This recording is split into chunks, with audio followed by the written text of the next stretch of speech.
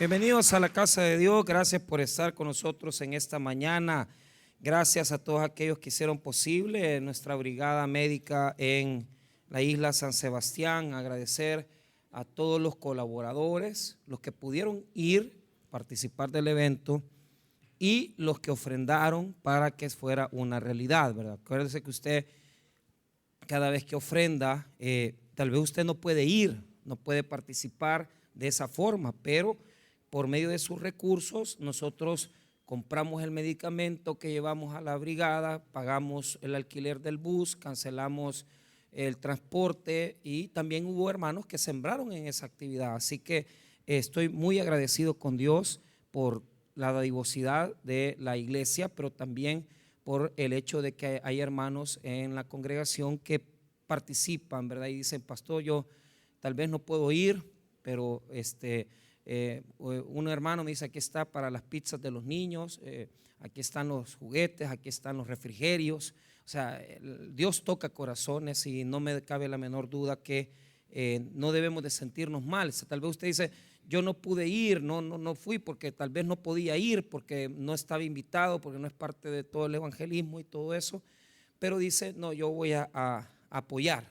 Entonces llevamos un equipo de médicos, odontólogos de Cojutepeque y de Usulután y que hicieron posible una labor maravillosa. Así que me siento contento porque mire cuánto gasta esa gente en salir de la isla, bajarse en Puerto Parada, ir a buscar una consulta, pagar la consulta, la medicina que se compra y todo eso. Pues gracias a Dios, hermano, ellos han recibido esa bendición totalmente gratis porque usted ha pagado, ha invertido en eso para que ellos puedan hacerlo, y los doctores se tomaron el tiempo de cerrar sus clínicas. Muchos de ellos, no tengo la menor duda que en una mañana de día sábado ellos ganan mucho más dinero. Es decir, imagínense cuánto puede hacer un odontólogo, uno de ellos que pues, yo allí conozco a varios, ¿verdad? Y sé que tienen clínicas y cerrarlas una mañana no les cuesta menos de $300.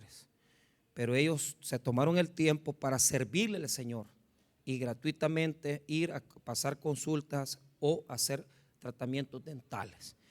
Dios es bueno, hermanos. Después de esto, ¿qué queda?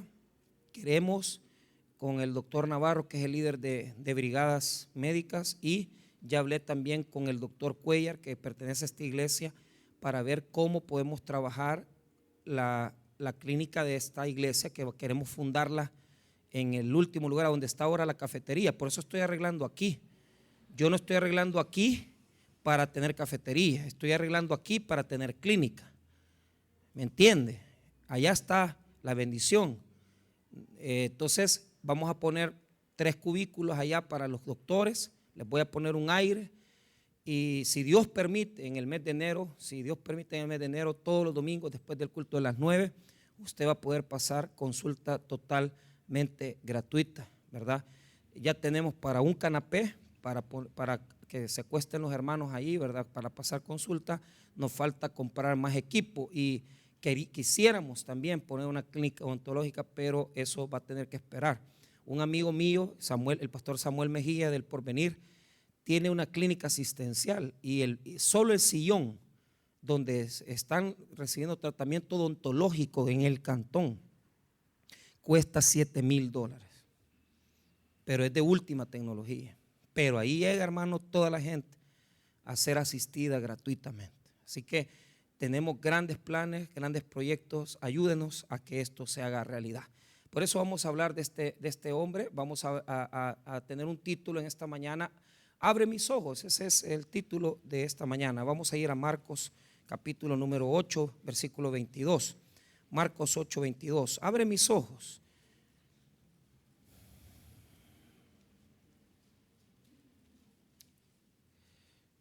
Marcos capítulo 8, 22. Y vamos a leer esta porción de versículos. Vamos a ponernos en pie para reflexionar en la palabra de Dios. Marcos 8, 22. La palabra del Señor dice así: vino luego a Betsaida y le trajeron un ciego y le rogaron que le tocase. Entonces, tomando la mano del ciego, le sacó fuera de la aldea y escupiendo en sus ojos, le puso las manos encima y le preguntó si veía algo. Él mirando dijo: veo los hombres como árboles, pero los veo que andan. Hasta ahí leemos. Padre, bendiga su palabra. Ayúdanos, Señor, a tener fortaleza en ella, a ser nutridos, Señor, en la esperanza, en la fe, en la capacidad que debemos de tener de poder abrir nuestros ojos para las cosas espirituales. Te pedimos, Señor, que puedas hablar al corazón de tu pueblo en el nombre de Jesús. Amén y amén. Pueden tomar asiento, amados hermanos. Muy bien. El capítulo 8 del Evangelio de Marcos se revela como un capítulo donde los discípulos de Jesús tienen que comenzar a ver de una forma diferente las realidades que les rodean.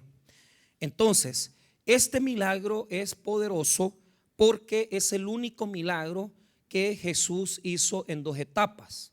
Es decir, todos los milagros eran totales, completos y eran milagros de sanidad potentes. Cuando Jesús sanaba un ciego, lo sanaba de una vez.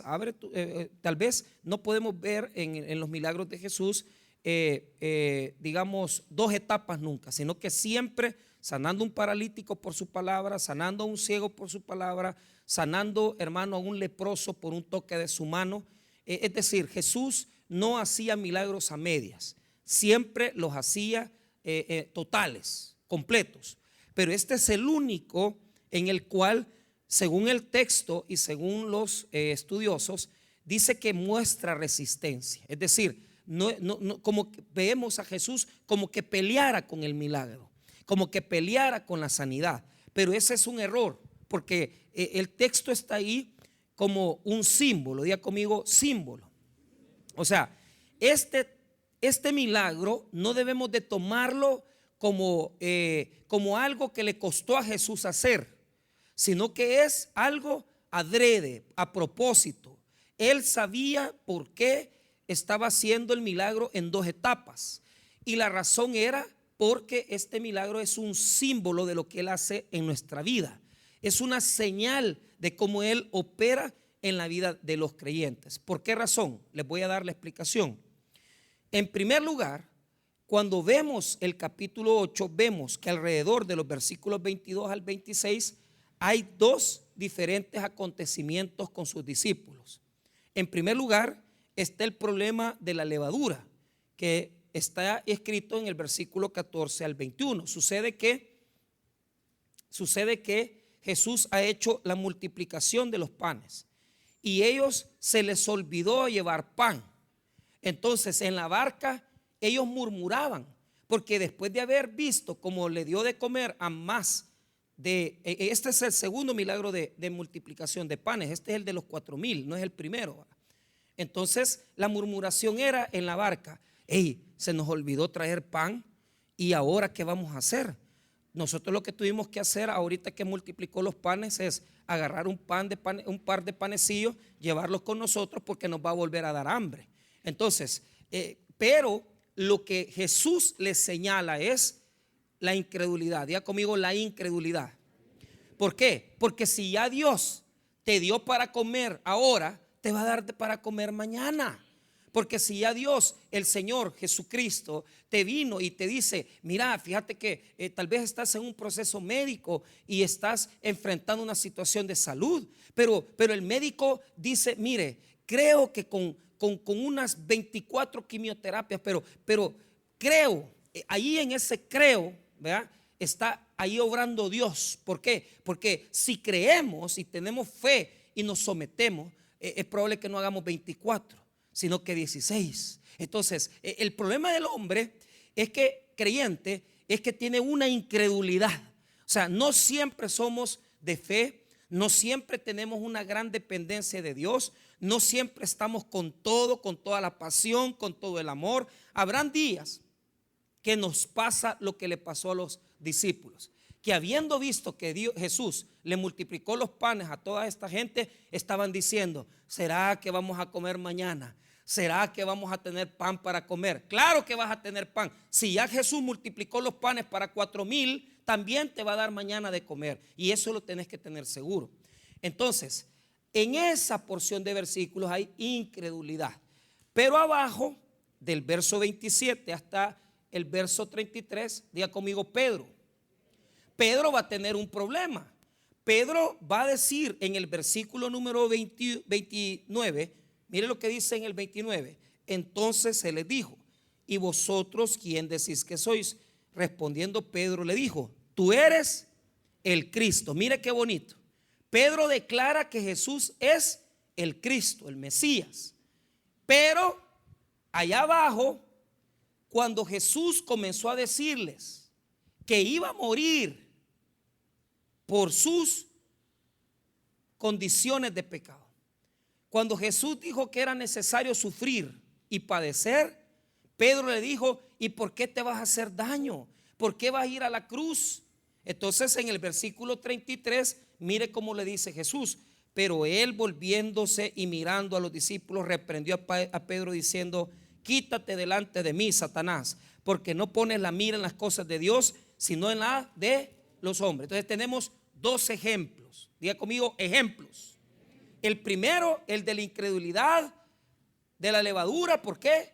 Porque ellos dicen: ayer vimos cómo multiplicó los panes, pero no llevamos pan y vamos a necesitar otra vez que nos den de comer. Y el segundo, que Pedro había dicho: eres el Cristo. Pero después le dijo: mira, no te mates, no vayas a hacerte daño. Entonces Jesús le dice: aléjate de mí, Satanás. Ahora, digamos todos: ceguera. Este tipo de ceguera es la ceguera del discípulo. Por ratos creemos, por ratos no creemos. Por ratos tenemos toda la fe, por ratos tenemos la mitad de la fe. Entonces, ese es el símbolo que Jesús está mostrando en este ciego. Este ciego representa a nosotros, nos representa en nuestras dudas, nos representa en nuestras inquietudes, nos representa en nuestros problemas, nos representa en nuestras dificultades, nos representa en el hecho que a veces, como lo repito, podemos tener una gran convicción y de repente cambiar y tener dudas en nuestros corazones. Entonces, cuando yo le titulo al mensaje abre mis ojos, estoy refiriéndome a lo siguiente, y quiero que note esto. Por eso este hombre va a necesitar 2 veces ser tocado. Va a necesitar 2 veces ser tocado. Porque los discípulos de Cristo, que somos nosotros, no siempre vamos a tener una visión correcta de las cosas. No siempre vamos a ver bien. No siempre vamos a verlo todo. Sino que en muchas ocasiones vamos a necesitar un segundo toque. Ahora, que ya les expliqué la simbología del texto, veamos el texto. Leamos el 22. Mire bien. Vino luego a Betsaida y le trajeron un ciego y le rogaron que le tocase. Entonces aquí viene la primera etapa. La etapa donde nosotros, hermanos, somos llevados. Necesitamos que personas nos empujen a Dios. O sea, yo, hermanos, les contaba yo a los hermanos de la semana pasada en la mañana a las 7 que mis mejores amigos son pastores, ¿verdad? Pero la gente no sabe lo que hay detrás, ¿verdad? Porque muchas veces ahora los vemos que son buenos siervos, buenos pastores, ¿verdad? Pero yo les contaba de que, imagínense que uno de mis mejores amigos, de mis vecinos, ¿verdad?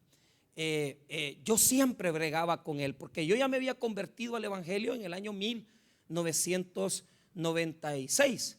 Entonces ya para el 98 yo ya andaba sirviéndole a Dios. Y mi papá pues y mi mamá nos habían llevado en el año 96 a la iglesia, porque ellos me empujaron a mí a las cosas de Dios. Pero cuando ya uno se mete a las cosas del Señor, uno tiene que empujar a otros. ¿Y qué sucede? En el 98 yo ya andaba en las misiones, en el 98, 99. Pero lo chistoso es que a mi amigo le gustaba tomar. Y eso es lo que muchas veces nosotros no concebimos, porque vemos la iglesia como que aquí todo el mundo tiene su vida buena, como que aquí todos tenemos una vida perfecta, santa, pero es mentira. Porque la mayoría, la gran mayoría de los que estamos aquí, nuestra vida tiene desórdenes, nuestra vida tiene pecado, nuestra vida tiene situaciones difíciles. Y les digo, hermano, ¿cómo vamos a salir de todas esas situaciones? Dígame usted, si usted no está invitando a esa persona que está ahorita divorciándose, si usted no está invitando a esa persona que usted sabe que está llevando las cuestiones del trago, le cuesta dejar de tomar, pero necesita empujar, necesita traer. Entonces, ¿qué pasa? Vengo y le digo, mira, vamos allá a la misión. Mire, al principio, pues de goma me lo llevaba, pues, pero él salía, yo le gritaba, le hacía un silbido y él salía así, ¿verdad? Al balcón. Entonces le dije, mira, ya me voy para la misión. Y él en sus calzonetas, yo bien me acuerdo que sin camisa, todo despatarrado, habiendo tomado el día anterior. No, que mira, yo quiero dormir, venite, le decía yo, venite. Hermano, de goma me lo llevaba. Y para estas épocas, cuando estábamos sirviendo en la Vega Misata, nosotros llevábamos juguetes, siempre hemos llevado juguetes. Pero como yo realmente lo pasaba a traer, no porque estaba preocupado por él, pero lo que pasa es que necesitaba quien me llevara los tanates, pues. Entonces, pues sí, y como el gran lomo y el hombrón ahí, gran hombre, ¿va? No es que me gustara, sino que, ¿verdad? Porque es el más grande, ¿va? Moreno y todo. Entonces, mira, fulano, le digo yo, vamos a dejarlo. Y mira, hermano, y bajamos las cosas en el cantón, pero teníamos que caminar 6 kilómetros, o sea, no estaba a la vuelta de la esquina. Y a esas plenas 9:40 de la mañana, hermano, con el gran sol de la mañana, y ese hombre llevaba los juguetes, pero se veía que estaba muriendo, hermano, sudaba, se movía. Lo chistoso es que cuando llegábamos allá, ya a la misión, le decían, hermano fulano, le decía, ¿y qué hermano? Si era un gran mundano, hermano. Y él, amén, decía el gran borracho, tufuaníspero, y todavía diciendo amén, usted imagínese, va. Pero mira cómo son las cosas. O sea, cómo muchas veces nosotros, porque este es así. No, hombre, hermano, nuestro deber en el camino de Jesús es llevar la gente a Jesús. O sea, no importando su situación de vida. Es que fíjese que esta fue la amante de fulano. ¿Qué importa? Tráigala, Dios. O sea, Dios quiere hacer una obra en esa persona. Y llegábamos. Pero así pasamos, hermano, 3 años. ¿Se imagina usted pasar empujando a una persona 3 años, hermano? Mire, usted creería que hasta este día yo sigo empujando gente, hermano. Imagínese que hay amigos y parientes que ya pasaron más de 20 años y yo los sigo empujando. Nunca nuestro trabajo va a terminar. Siempre va a haber alguien que necesita que lo llevemos. Pero ¿qué pasó? En esas vueltas de andar en las misiones y él tomando y las grandes fiestas, él, hermano, porque ya quizás Dios lo había tocado. Y eso, hermano, es algo que Dios toca. Diga conmigo, Dios toca. Ese proceso es donde nosotros ahí ya nos tenemos que apartar. ¿Por qué? Porque nosotros podemos llevar el ciego, lo podemos llevar a Jesús. O sea, mi parte humana yo la pongo. O sea, invitar a mis hijos, decirle a mi esposo, decirle a mi esposa. Esa es la parte humana, vamos, vengamos, animémonos. Yo hago una parte humana aquí, porque yo los paso invitando que ganen alma. Y claro, muchos no quieren, pero eso hasta ahí dejémoslo. Porque hay una parte de Dios que es Dios el que la pone. Ahora, ¿cuál es nuestro deber como creyentes? Llevar a la gente a Jesús. Ahora, una vez que los hemos puesto en las manos de Jesús, diga conmigo, apártese. Quítese. Usted estorba. Usted empújelos. Llévelos. Pero después viene una etapa donde solo Dios, hermano. Solo Dios. Vea lo que dice el versículo. Los amigos, no sabemos quiénes son. No sabemos si eran parientes. No sabemos si eran amigos, vecinos. Pero mira el versículo 22 nuevamente.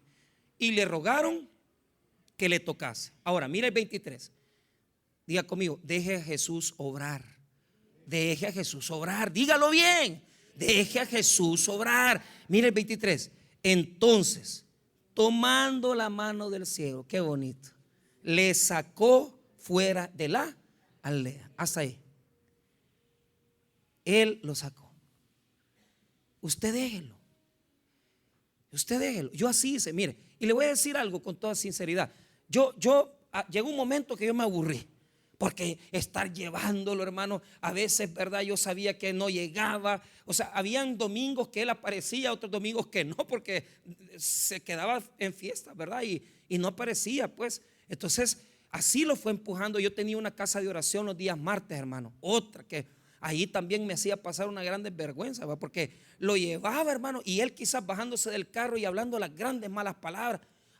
Y decía las malas palabras que usted ya sabe y las conoce, ¿va? Y que de vez en cuando usted, como es un hombre santo, una mujer santa, no las dice. Pero él venía bajándose del carro y la hermanita Teresa Balcácer, que es una señora evangélica bien hecha, su esposo diputado, y nos esperaba en la puerta de su casa, porque cuando ya llegábamos ya ella nos recibía. Y la niña Teresa Balcácer, que era una cristianaza de primera, hermano, va oyendo a este muchacho y terminando de decir la mala palabra, y la hermana decía: Dios le bendiga, hermanito, y el sinvergüenza decía: amén, decía.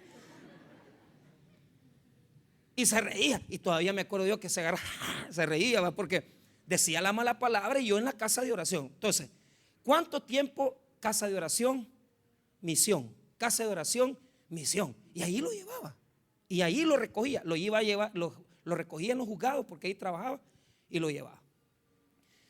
Pero después ya no. Yo lo dejé en las manos de Dios. Y fíjese que pasó algo.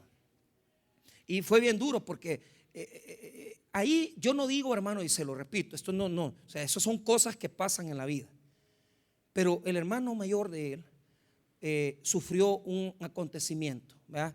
Él ya está viviendo a la iglesia también, pero son problemas. Él se enfocó en un problema demasiado y terminó teniendo un problema psiquiátrico, y estaba tomando pastillitas y todo, pero de repente tomó la decisión bien difícil de suicidarse. Ahí, en ese problema del hermano, Jesús comenzó a obrar, porque hizo lo que yo no podía hacer. Como yo ya lo había llevado a Jesús, Jesús aprovechó el momento en que él vio a su hermano de esa forma, porque fue algo catastrófico, hermano. Fíjese que él hasta este día no se le olvida que yo le dije, cuando yo me di cuenta, porque él me habló, recién comenzaban los celulares, y me dice, llorando, me dijo: yo esto, dice tal cosa, y yo bien afligido, hermano, porque yo iba a predicar, me acuerdo, y di la vuelta y llegué y le dije: hermano, le dije, no te voy a dejar solo. Y así fue, hermano. Desde el momento que a mí me dijo que había fallecido, yo no me separé ni de la vela de la funeraria hasta que lo fuimos a enterrar. Pero eso lo quebró. Entonces, en ese momento Jesús aprovechó, porque ahí él ya como yo le había puesto las cosas, yo había puesto en las manos de Jesús y en las manos de su palabra. Entonces él entendió que ese momento era un momento donde no lo iban a poder pasar si no tenían a Jesús de su lado. Y bien me acuerdo, hermano, que nos reunimos en una pampa argentina, y me llevó, me sentó con el papá, la mamá, las hermanas, y me dijo: mira, Mike, quiero que ganes a Cristo a mi familia. Y yo les evangelicé. Y fíjese que en ese momento aceptaron a Cristo todos. Les costó. O sea, la familia aceptaron a Jesús en su corazón. Pero él, despuesito de eso, yo también soy muy bueno casando, fíjese. O sea, casando no, porque yo hasta ahorita que ya comienzo a tener problemas, porque muchos que he casado ya me están divorciando, ¿va? Pero es que yo desde el principio yo no te casé con ella, pero no me hacen caso. Pero cuando yo le digo: casate con esta, hágame caso, ¿verdad? Porque yo tengo buen ojo, ¿verdad? Entonces, buen ojo. Cuando yo le digo: mire, esta es la esposa que usted anda buscando, hágame caso, no sea sinvergüenza, deja de andar buscando bailarinas, hombre, deja de andar buscando, pues sí, hombre. Y ustedes dejan de andar buscando al papirruco, ¿cómo le dicen ahora? Al bichorruco, yo no sé cómo le dicen. y al sugar daddy. Pero bueno, entonces yo les digo: casate con este. Entonces le presenté una chica, hermana o sea, cristiana, hermano. Mira, le digo yo, esta jovencita está bien para ti, era licenciada en administración de empresas, el abogado, y la hermana le dio risa, porque como yo la seguía llevando a la iglesia, él llevaba los domingos y a veces se llevaba sus jeans Adidas, pero con todos los jocotes de fuera, ¿va? Porque entonces, y se le habían caído las uñas del dedo gordo, ¿va? Entonces, ella andaba trabajando en visita médica y una vez que le vio las uñas, hermano, yo creo que el amor le llegó por las uñas, ¿va? Mire, le dijo fulano, bien me acuerdo, ay, mire, yo tengo un medicamento que le pueda servir. A puro medicina para los hongos se ganaron ahí el amor, ¿va? Entonces, y se casaron, señores. Ella, el cuñado es pastor, y el pastor, el cuñado, comenzó a trabajarlo hasta que lo alineó. Jesús comenzó a alinearlo por medio del cuñado. Se metió a teología, se graduó, es abogado, es notario, es pastor de una iglesia, y tienen una vida tan bendecida, hermano. Es un matrimonio que usted los ve. Si es que yo tengo buen ojo, hermano. Mire, dos niñas preciosas, bien lindas las niñas le salieron, porque yo acababa, le dijo, mira, esta chica es la tuya, le dije, porque él andaba buscando, yo quiero una chelita, decía, grande, que no sé qué. A esta agarra, y la muchacha es chiquita, pero bien bonita. Entonces, aquí esta agarra, mira, tiene cara bonita, le digo, está bien, y lo mejor es que es cristiana.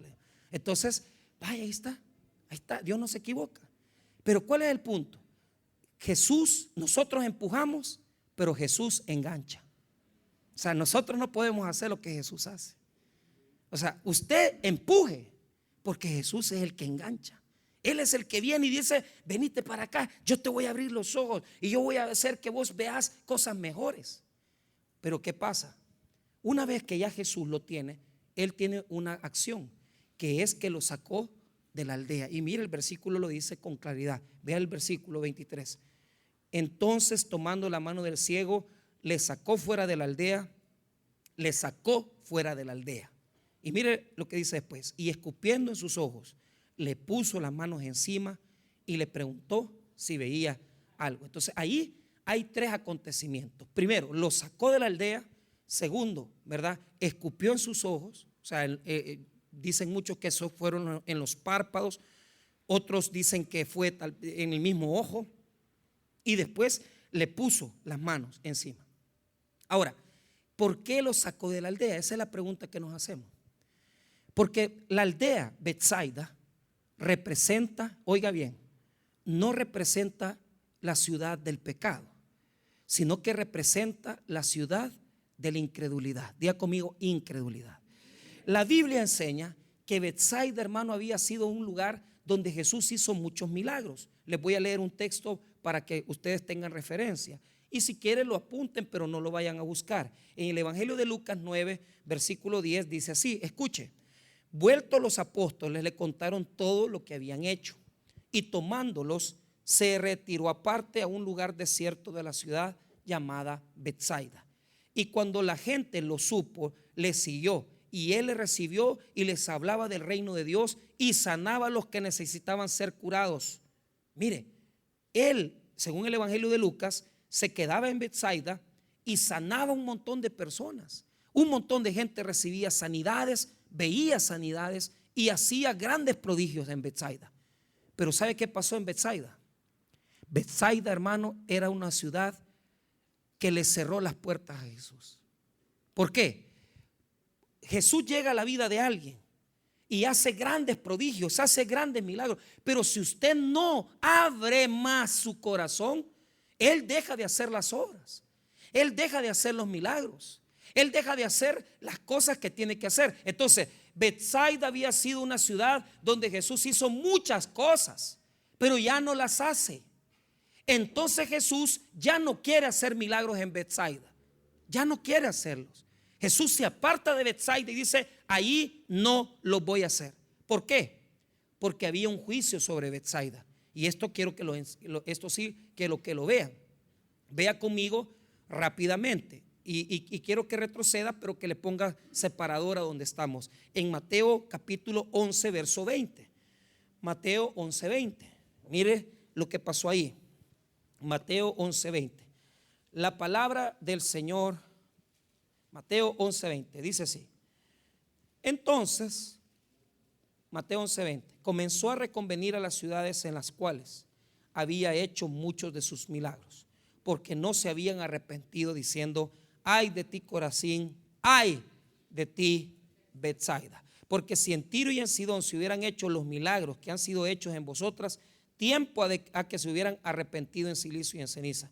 Por tanto digo que en el día del juicio será más tolerable el castigo para Tiro y para Sidón que para vosotras. Allá abajito, siempre en el Evangelio de Mateo, siempre ahí abajito del versículo número 22, usted puede notar algo, que Jesús compara a esta ciudad con la misma Sodoma y Gomorra. Mira lo que dice el versículo 23.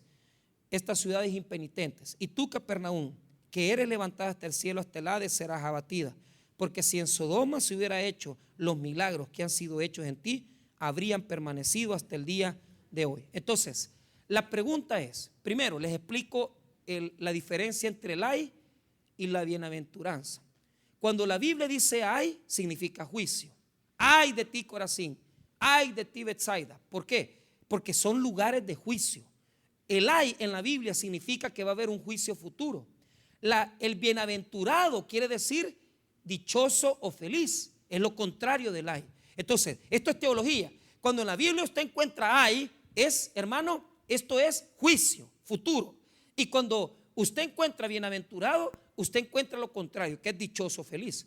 Entonces dice Jesús que en el día del juicio, la ciudad de Betsaida, óigame bien, va a ser peor, su juicio va a ser peor que el de la misma Sodoma.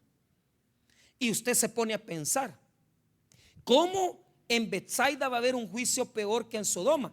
¿Se acuerdan ustedes, hermanos, que en Sodoma la Biblia dice algunas cosas? Yo quiero explicarles esto.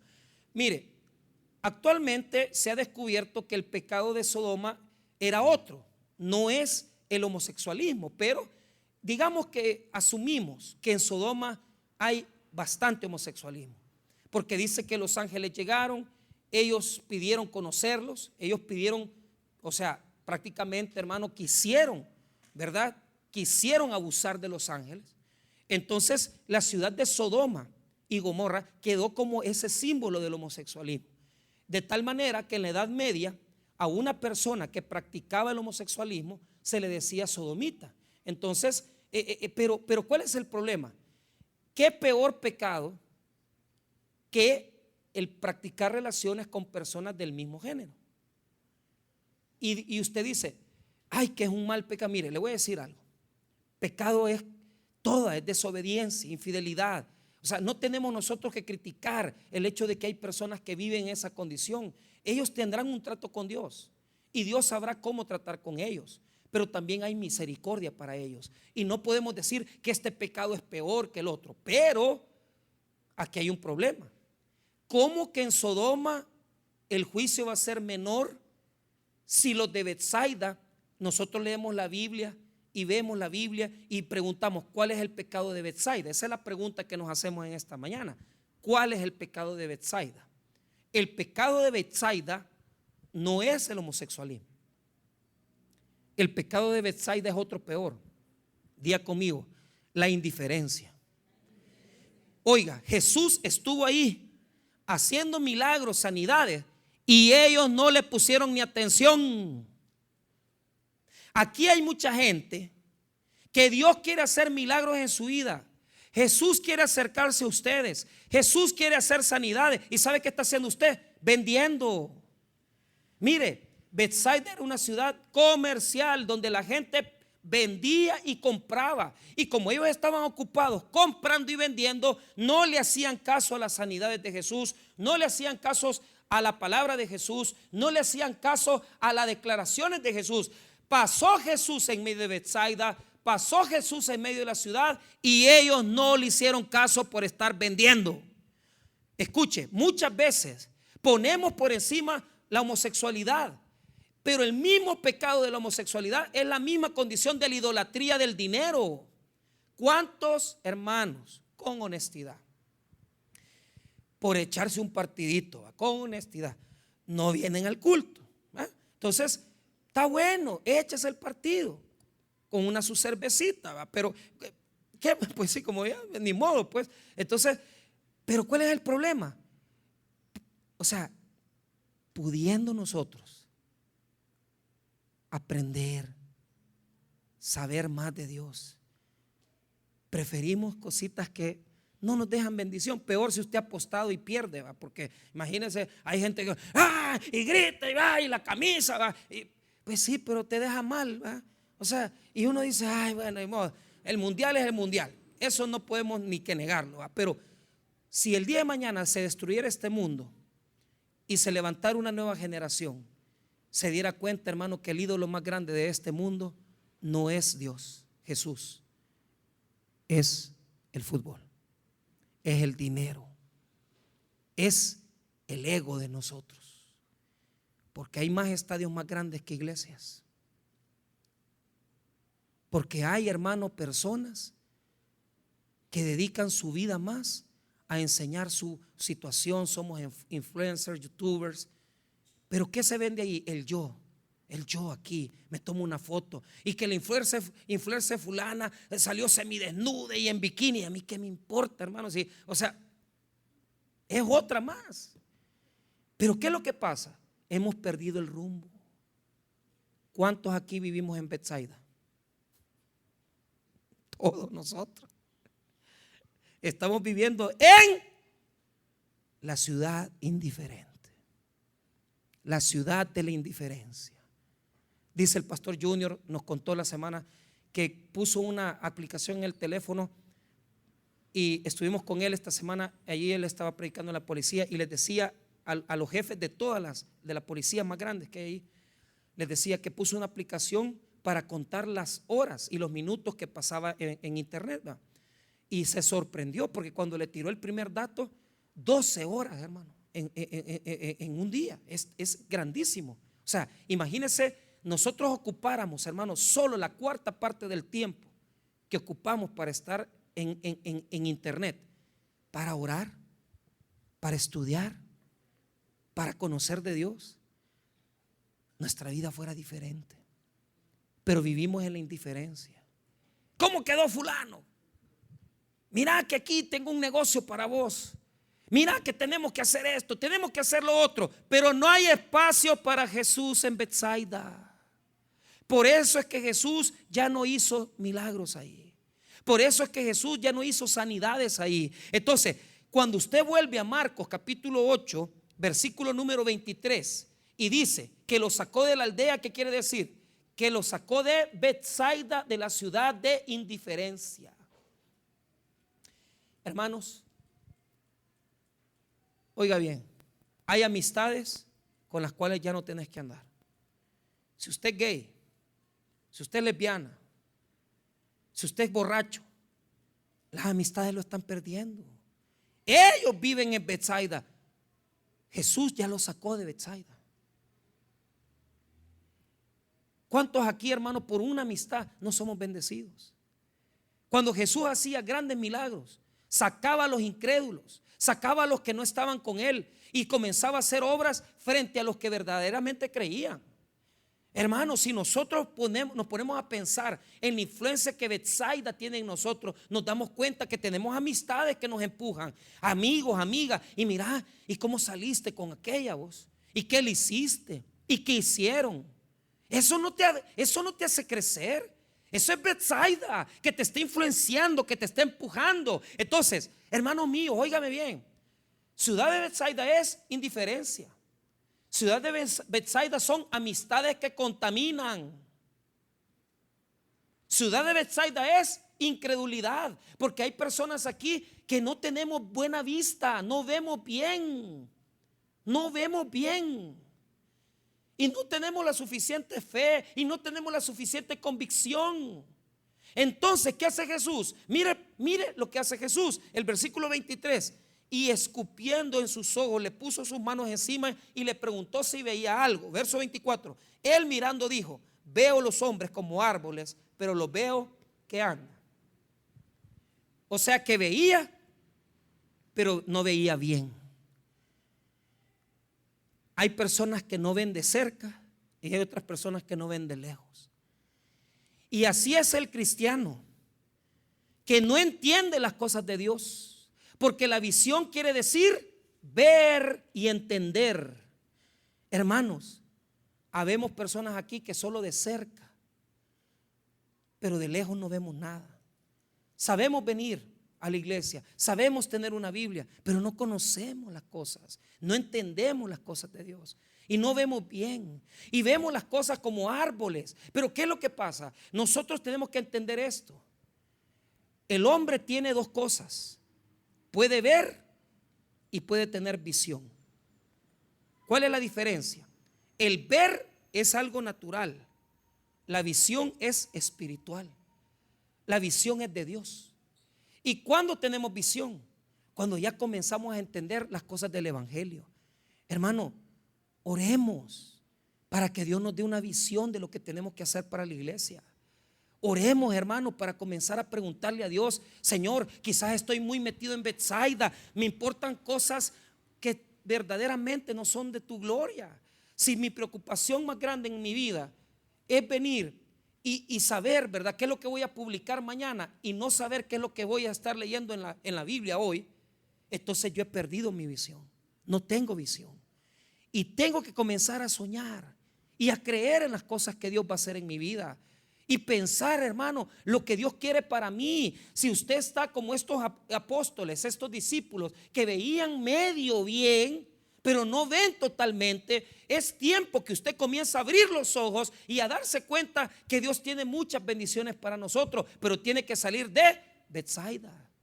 En esa situación, cuando la atmósfera de Betsaida te toma, cuando te toman las redes, cuando te toma Facebook, cuando te toma tu negocio, cuando te toman tus preocupaciones, cuando te toman tus problemas y te olvidas de Dios, a ti te chupó, te tragó Betsaida. El pueblo de Dios necesita salir de Betsaida y meterse más con Cristo. Dígale a Dios: abre mis ojos porque quiero verte. Quiero verte a ti, Jesús. Quiero verte en mi vida. Quiero verte en mis pensamientos. Quiero verte en mi corazón. Quiero verte en mis sueños. Quiero verte en mi familia. Quiero verte en mi casa. Quiero verte en mi negocio. Jesús, abre mis ojos porque yo vivo en Betsaida. Salga de Betsaida. Tómese de la mano de Dios. A esto, hermano, la palabra nos enseña que primero vemos nuboso. Como mi amigo, no veía bien hasta que se acercó bien a Jesús. Y también nosotros podemos ver eso. Yo me ponía a pensar cómo esa iglesia de la isla fue bendecida ayer. Y yo decía: qué bueno que todos los hermanos, ¿verdad? Yo sabía, hermano, prácticamente cada uno de los médicos que estaba ahí, cada uno de los servidores que estaba ahí, habían cerrado sus negocios, habían dejado de hacer lo que tenían que hacer por ir a las cosas. Y mire, se arriesgaron, porque meterse al agua, hermano, y hubo un momento cuando ya se bajaron y se subieron al camión y las hermanas, ya el camión se iba a ir de lado, hermano. Y yo dije: aquí peligroso, pierden el control, pueden caerse. Entonces nos tocó a los varones, que sí somos varones, nos tocó caminar, ¿verdad? Entonces, porque los otros, a mí lléveme así chineado, decía. Entonces, vaya, está bueno, ¿va? Entonces, pero mire, caminamos ¿cuánto? Caminamos 1,5 kilómetros, si no era la gran cosa, bajo el sol. Caminamos en medio del lugar, caminamos en medio de ahí. Pero ¿qué hicimos? Le llevamos una sonrisa a los niños. Les llevamos a Jesús, a la gente que escuchó la palabra y que fue evangelizada. ¿Cuántos aquí? No, está bien el partido, yo no tengo tiempo para ir a esas cosas, y mañana yo trabajo, y el business, y la bolita, y que mañana voy a verme con una cipota allá en Plaza Mundo. Ay, papito, Betsaida te chupó. Abre mis ojos. Quiero verte, Jesús. Abre mis ojos, quiero verte, Jesús. ¿Cuántos líderes hay aquí que Dios quiere levantar? ¿Cuántos hombres y mujeres de Dios que se van a levantar para servirle? Y van a dejar su silla cómoda para decirle a Dios: Jesús, haz conmigo lo que quieras. Hermanos, este ciego fue tocado, recibió un segundo toque y él tuvo una visión clara de las cosas. Mira lo que dice el versículo número 25. Luego le puso otra vez las manos sobre los ojos y le hizo que mirase. y fue restablecido y vio de lejos claramente a todos. Diga conmigo, ver de lejos, ver de cerca. La iglesia evangélica está viendo solo de cerca, pero no de lejos. ¿Qué vamos a hacer el otro año? ¿A quién vamos a bendecir? ¿Dónde vamos a ir? ¿Cómo me voy a involucrar? ¿Qué voy a hacer para Jesús en el mes de enero? ¿Cómo voy a hacer para poder acercarme más a Cristo? ¿Cómo voy a hacer para tener una mejor Biblia? ¿Cómo voy a hacer para servirle a Jesús? Hermano mío, preocúpese por tener algo de lejos y comenzar a pensar qué vamos a hacer, hacia dónde vamos. Usted como pareja, como familia, ¿qué vamos a hacer el otro año? Vamos a arreglar nuestro matrimonio, vamos a ir a un retiro de pareja, vamos a escuchar los cultos de familia, vamos a aprender para que Dios nos use y para que Dios nos limpie. Los que van a terminar una carrera académica, no se preocupen tanto por el hecho que acaban de recibir su título. Oren y pregúntenle a Jesús cómo quieren servir en las cosas de Dios, y Dios se va a encargar de darles un buen trabajo. Primero preocúpate por las cosas del Señor y comenzá a preocuparte en segundo lugar por las cosas tuyas. Primero preocúpate por Cristo y Cristo se va a preocupar por tus necesidades y Él te va a suplir y te va a bendecir. Hermano mío, oiga bien, el ciego recibió una vista clara de las cosas, pero lo más bonito es lo siguiente. Mire el 26: y lo envió a su casa diciendo: no entres a la aldea ni lo digas a nadie en la aldea. No vuelvas otra vez a Betsaida. No tengas la visión de ese mundo. Si tú te llenas mucho de internet, si te llenas mucho de todo lo que hay allá, dejas de pensar en Cristo, dejas de pensar en Jesús. Entonces, ¿a dónde lo mandó Jesús? A su casa. Diga conmigo, su casa. Este lema está trillado, pero yo les dejo un consejo. Si usted no dice como Josué lo dijo: yo y mi casa serviremos a Jehová, es lo más importante. Porque en la familia es donde Dios quiere bendecir, en la familia es donde Dios quiere sanar, en la familia es donde Dios quiere prosperar. Y si usted quiere que el otro año haya bendición para su casa, con esa vista clara, vaya donde están sus hijos, empújelos, anímelos, mándelos, llévalos, tráigalos. A mí me encanta ver cómo las familias de la iglesia van a evangelizar y llevan sus hijos. A mí me encanta ver cómo las padres de familia involucran a sus hijos en las cosas de Dios. Aquí hay familia, aquí se sienta una con todos sus hijos. En la semana, el domingo vienen bastante gente con sus hijos. Pero a mí me encanta ver cómo Dios bendice casas, bendice hogares, bendice familias. Cuando uno de ellos, tanto papá como mamá, tiene una vista clara de lo que Jesús es. Por lo tanto, en esta mañana, dígale a Jesús: abre mis ojos, yo quiero verte, Señor. Quiero verte en mi vida, quiero verte en mis necesidades.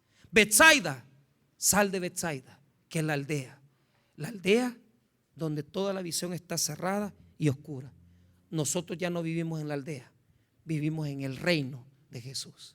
Y en el reino tenemos los ojos abiertos para ver las cosas de Cristo, para ver las cosas de Jesús y para servirle a Él. Y que el centro de nuestra vida sea solamente Cristo Jesús. El blanco perfecto es Cristo. Vamos a orar, hermanos.